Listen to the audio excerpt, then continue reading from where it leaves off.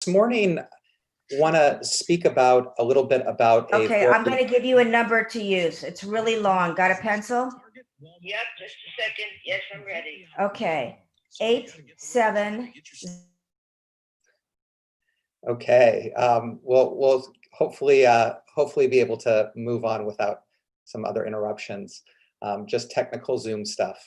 So one very core idea in Kabbalah and in Hasidic spiritual texts is this idea of ayin, which means no thing or nothingness.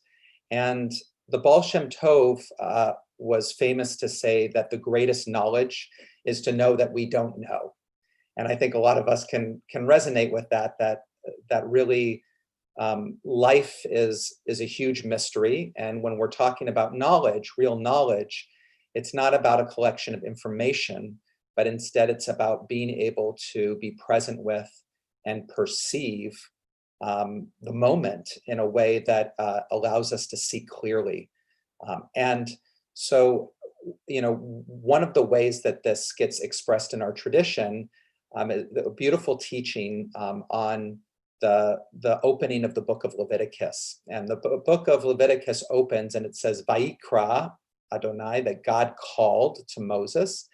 And the word Vayikra, if you look in a Sefer Torah, it is a teeny tiny aleph. It's like all the letters are all the same size, except for the aleph at the end, and it's very, very small.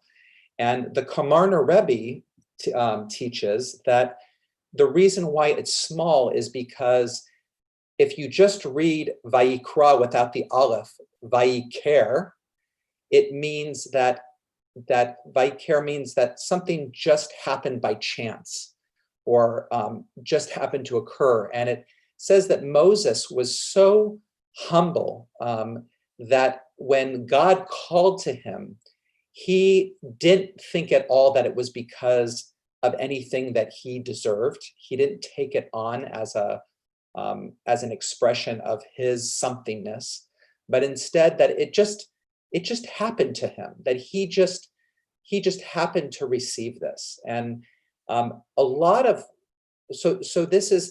he was empty in a sense. He was open and empty of his own sense of who he was, to be able to create space for God to speak to him. So for a lot of us, this can manifest in different ways. It's on one hand, not identifying so much with our successes or our gifts, or even our failures or our imperfections. That for a lot of us, that we go ahead and we take it on. We do something well and we think, God, I'm so great, I did something well. If we were to take this teaching of Vayikra, of the small little aleph, that the idea is if I do something well, it's because I was given this gift by God, that this is really God's presence that is flowing through me. And me, I'm just a vessel. The same thing really goes for if we see our human limitations and our imperfections and our failures or whatever it is, to be able to also at the same point be able to say, this is something that God is helping me work through. That in some sense, of course, I have my own choices and my own responsibilities, but my limitations in this moment is really part of this larger opportunity that God wants for me to learn. And that there is, in a sense, just like I don't identify with my successes, I also don't identify with my failures in the same way, that there's a way of being able to see that this is just all part of the learning process. So a lot of where this is going to play a part in meditation is as we begin to be present to our moment-to-moment experience, how can we not identify with it, whatever it is? So we have, let's say we're really focused and we're right on the breath and moving, and suddenly there's this thought, oh, look how focused I am, look how great I am.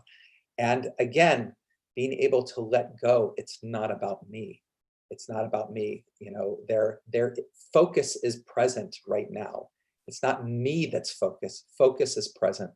Or at the same point, the same way of my mind is so busy. I'm just, you know, I just continue to be all over the place. And again, to be able to just let that process be, to be able to open to the divine energy that's in that process of thoughts and not take it on as something that I'm doing or I'm instead being able to let it be and be present with it as it is, to be empty in that way.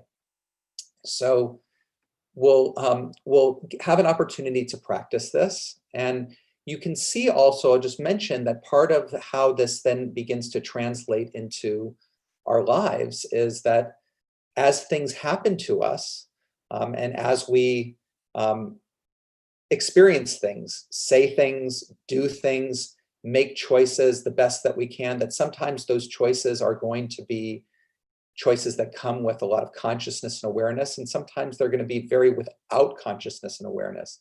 And can we in each moment be able to let everything that unfolds be part of the process and part of the learning and part of the way of awakening without taking it on?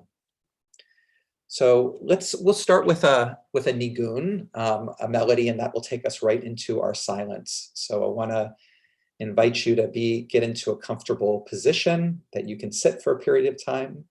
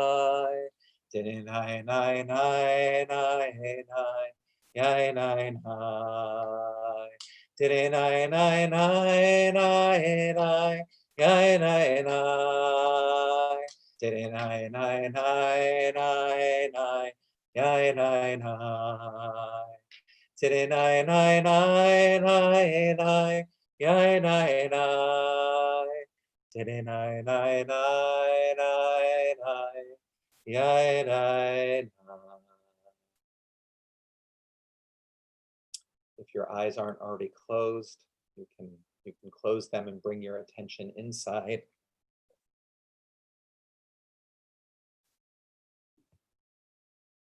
Begin by placing your attention on your breath, noticing the beginning of the inhale as it enters your nostrils or your mouth. Notice the body gently expand with the inhale and then contract. Noticing the air as it leaves the body. And then notice again where the The inhale begins and the body gently expands. Following the breath out again as it contracts. Just being present with each inhale and each exhale. Noticing your body in space, expanding and contracting as you breathe. As you pay attention to your body as it breathes, notice the contact between your bottom and the chair or the seat.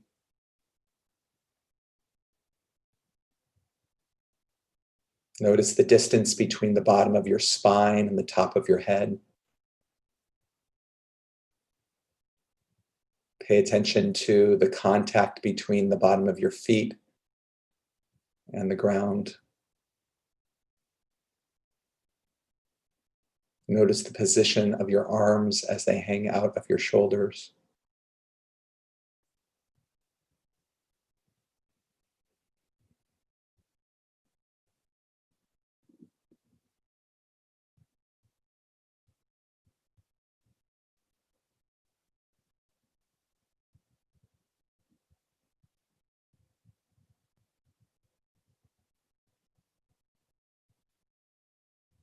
Allow your awareness to be soft and flexible so that it can be present with breath, with your body in space, with whatever sounds are around in the room or outside.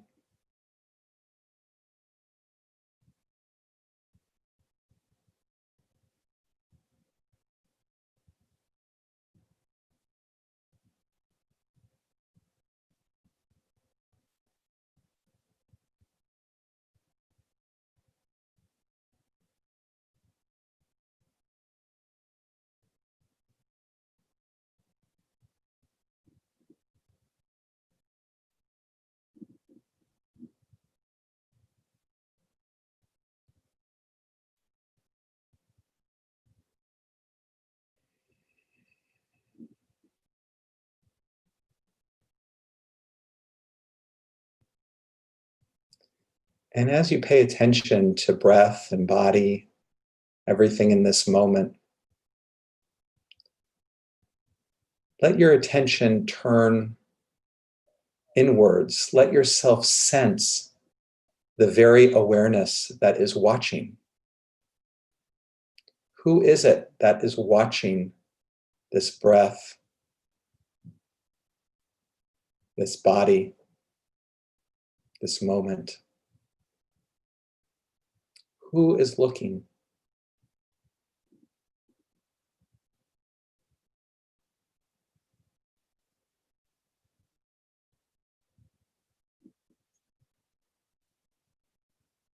And allow yourself to sense that the very awareness that is present,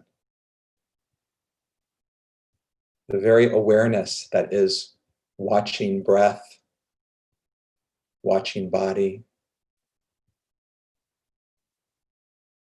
this very awareness is always present.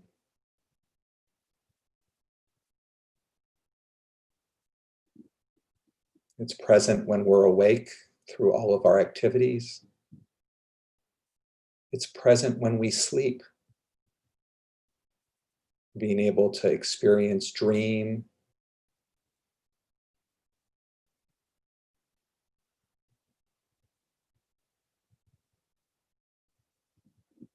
We may not be aware of this awareness, but it's there. Our conscious mind may not register that there is one who is looking, but it's there.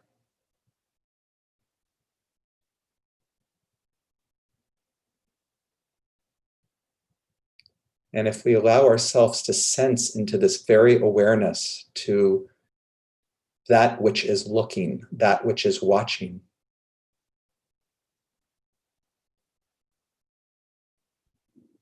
we may notice that there is no boundary to it. There is no shape that one can define and say the awareness begins here and ends here. It's just ever present. It's infinite in every direction.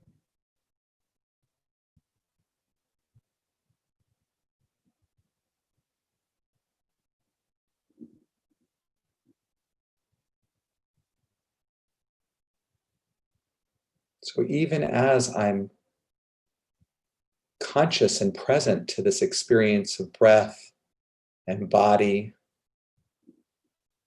sensation and sound, I'm also present to the very presence that is watching.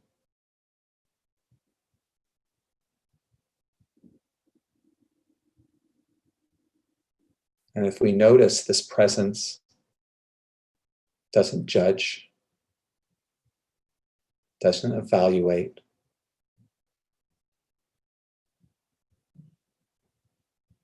it just is present.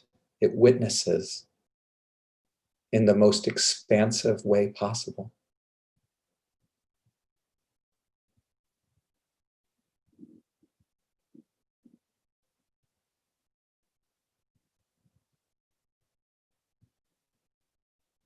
The more our attention, the more that we direct our attention to this witness, to this presence, to the one who is aware, the less we are identified with all the sensations and personality and thoughts, all the stuff that makes up this idea of who we think we are.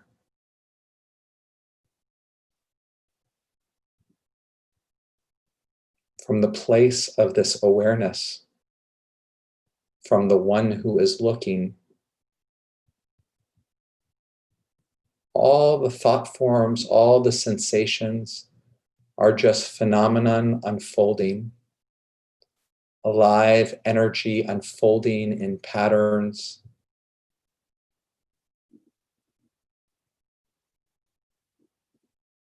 The karma of who we are,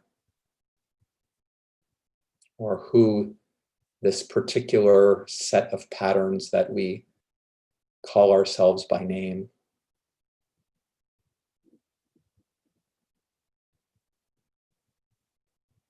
But even deeper is the one who watches.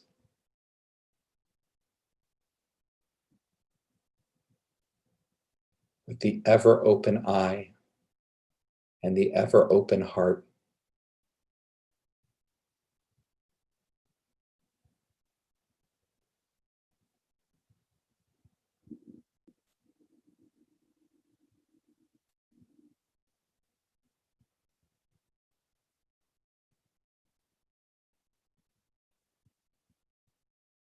Be quiet for a period of time.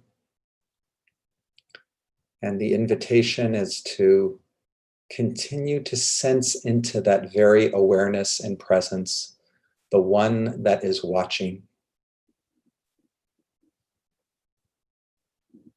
That our attention becomes more rooted in awareness itself rather than the content.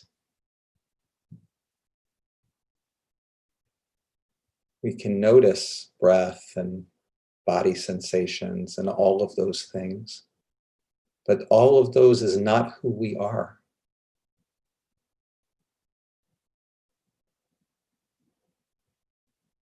All the thoughts that come and go, that's not who we are.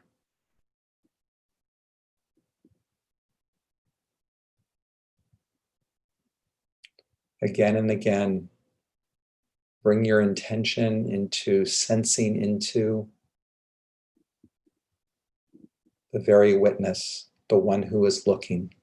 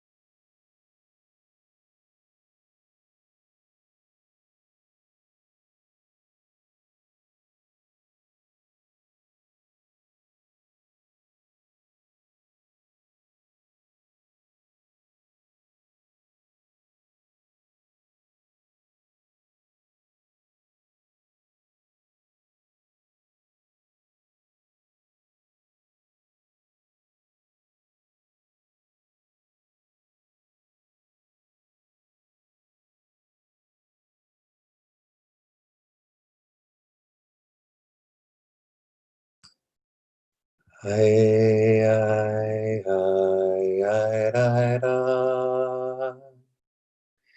Ay, ay, ay, ay, ay, ay. Ay, ay, ay, ay, ay, ay. Ay,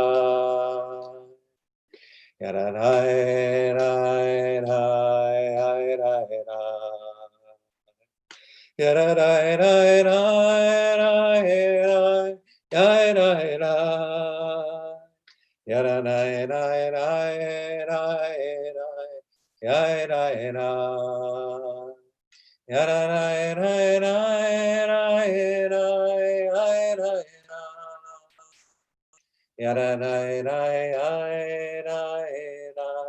ay, ay, ay.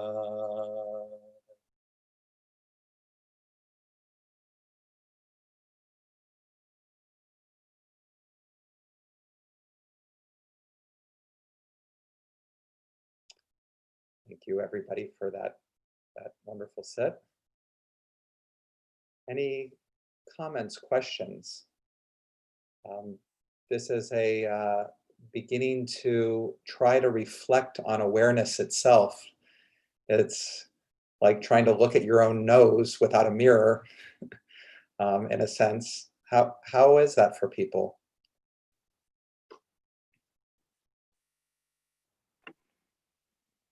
Yeah, go ahead, Eileen.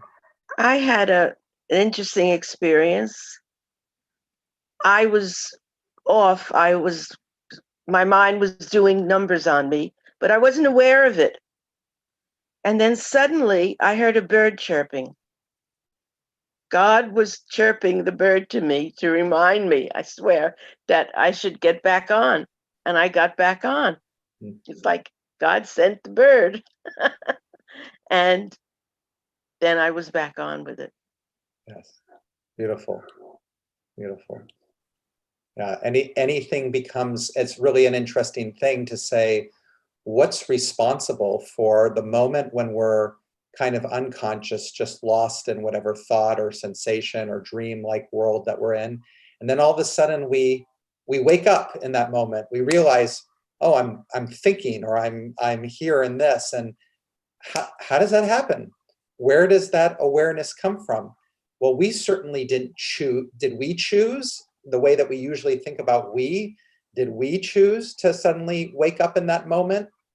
Because we certainly weren't conscious of making that choice necessarily. It just suddenly happens. And again, by whether it's the bird chirping, God's presence in the bird chirp, in some way to be able to even be aware that that moment of awakening in any given moment is something that comes from beyond. That's something that, again, we're not identifying with it. We're letting it be something that's part of the process of unfolding. I'll tell you, for me, very, very interesting as we started the Nigun. I mean, I, as you noticed, started way off key and not, not in the mode of what the melody was. It just probably because, I wasn't so centered in myself, maybe as we began. And I'm watching this, it's like, I'm not on key right now. And it's kind of going on. And, and then kind of become aware of all this kind of thought pattern that's like how I'm going to be perceived right now. Oh, they're all hearing that I'm not on key right now. And again, the piece and the practice is just, it's just part of the process right now. It's just unfolding. It's just what is. It's not really about me. Yeah, my voice is coming through, or it's not on key, but just, again, bring into where's that deeper place of intention, of awareness, of practice that's beyond how it all unfolds. And it didn't, I didn't end up tripping about it. It just did its thing, and then it went on.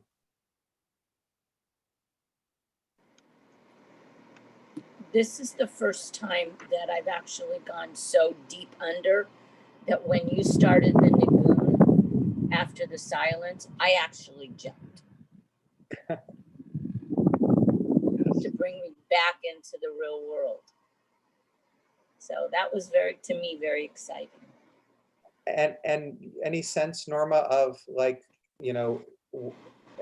anything that you can look at all of anything that was responsible for you being able to go deeper this morning? I've been looking forward to this all week. So I think that building up to just being with people and seeing people and knowing that I'm going to be doing this and just totally relaxing for probably the first time in a long time. Yeah. So, I think part of that is you're coming already in a sense of like looking forward. You're coming to the space with a certain intention, Yes. and a certain desire, and that is so fundamental to everything in life. Certainly our meditation, but to come with it with, you came to this with, I want this time to be a time of presence, a time of relaxing, a time of connection, and that intention helped bring you there. Right. And I think my biggest reason is that I finally got a date for my cataract surgery, and I'm just it's September the 9th, and I'm just really kind of I don't know, hesitant. I don't know the right words to use, but I know I need it because I can't see. So for today, I needed this. Good. So thank you. Thank you, Norma. Rabbi, when you said about being off pitch and then this is the moment, if we can all only just do that with the human mistakes we make on a Yeah. daily basis and just either meditate it away or use that tool so that we just feel like it's okay. You make a mistake, you go on, or mistakes are all part of who we are anyway. So, I mean, if we could really take your learning, what you learned today, it's okay. It's just okay. And there's nothing, do not judge yourself. Don't, so I learned from your learning because we all can be so hard on ourselves, and none of it is that important to dwell on a daily basis. Yeah. Right. And I think on a daily basis, on the usual, there's so much stuff about not sweating the small stuff, right? But I want to also acknowledge that sometimes we make mistakes that have big consequences, affect other people, and it's not necessarily small stuff. I think, the core teaching around this is, it really comes down to this question of who are you? Who are you? Are you your personality? Are you your mistakes, your successes? Who do you identify when you have this sense of, this is me? What goes along with that whole sense of me? And it's really our identification. You know, all of us have it's just part of the human psyche and part of the human nature to have a whole set of things that we associate with me. You know, we call it, you know, in psychology, it's called the ego, and not the ego as in the ego about being better than somebody else, but ego as in just this kind of organizing principle of psyche that is like what we call me. You know, kavod is this, and I can list all these different things that are part of my idea of that. And so much of our limitations and our suffering is connected to our identification with whatever it is that we identify as me. Even if I have all of these things that I identify as me that are good, I have all these good things, then something happens that somebody treats me in a certain way. How can they treat me in this way? I was nice to them. I was this and this, you know, da da da da da. Because what's happening is that action of how somebody's talking to us in a given moment is held against some kind of self-identity that we have of myself. I don't deserve to be spoken like that to this, blah, blah, blah, whatever. Of course, the person might, they're talking to us may have nothing to do with us. It's just that they're in a bad mood or they're in a, you know, whatever. It's just all of that, but yet it's our identification with ourselves. Or, you know, obviously even the things that we identify that are not so good start to hurt, you know, when things happen. So part of being able to start to place our awareness on awareness itself, it's quite a meditation. It's quite a contemplation. I would say it's one of the ultimate meditations and contemplations, to start to ask the question, who's looking? Who's watching? Because that's what happens when you start to actually pay attention to your moment-to-moment experience, to your thoughts, to your sensations, and you start to ask, who's watching? Because if I'm aware of this thought and this thought and this thought, and I'm aware of this sensation, then there is an I that's separate Hold on 1 second. than Okay. that thought or that particular sensation. So who's that I, right? So again, a lot of the times we hold all these kinds of ideas about who that I is from our upbringing and all kinds of reasons. But if we actually start to pay attention, not to our ideas of who the I is, but just to the one that is watching in this moment, the one that's watching those thoughts, I start to realize that the one that is watching is eyeing, is no thing. It's open awareness, it's presence that's not filled with this content or that content or whatever, but a sense of awareness, presence. It's also, I would say that this is really the experience of God in us. You know, that this experience of awareness, of presence that we are all a part of. And you know, we're going to get towards High Holy Days, and when we start to talk about, we're going to say Adonai, Adonai El Rachum V'Chanun. We're singing God's 13 attributes of compassion, which is how God showed when Moses said, "Show me your face," and God said, "I won't show you my face, I'll show you my back." And what was his back? His back was these attributes of compassion, which is to say that this presence is able to be present with all the stuff that unfolds, our skillful stuff, our unskillful stuff, our whatever, our this, or that, and is able to just hold it open and say, yes, that is what is in this moment. Yes, that is what is. And this total space, this total openness, that awareness, when we start to identify with that as far as who we are, we identify with that as that we are a endless source of compassion. We are endless space. We are all of those things. Then like you're saying, Ellen, these pieces, we don't make these judgments. We don't hold the things that we do so tightly.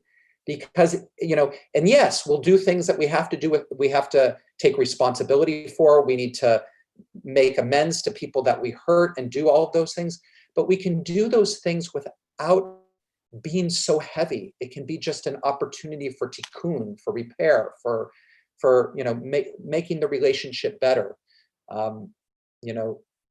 So it's that identification with the awareness.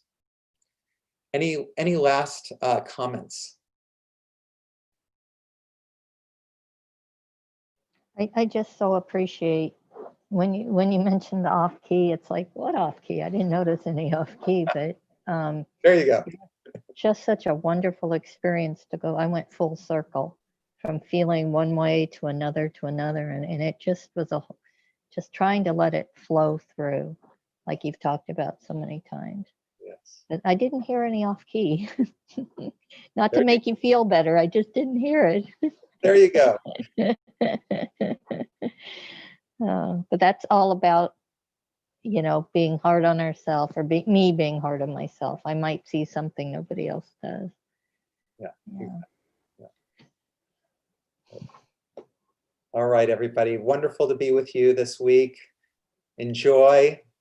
Wishing you. everybody strength and awareness and openness and being able to identify with the expansiveness inside.